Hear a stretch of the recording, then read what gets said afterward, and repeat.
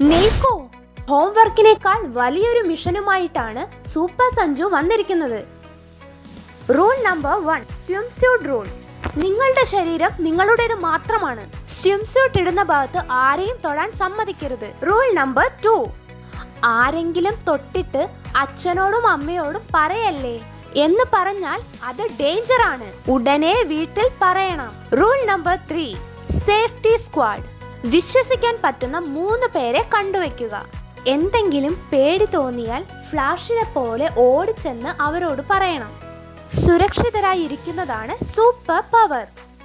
ഈ റൂൾസ് പഠിക്കൂ, സേഫ് ആയിരിക്കൂ.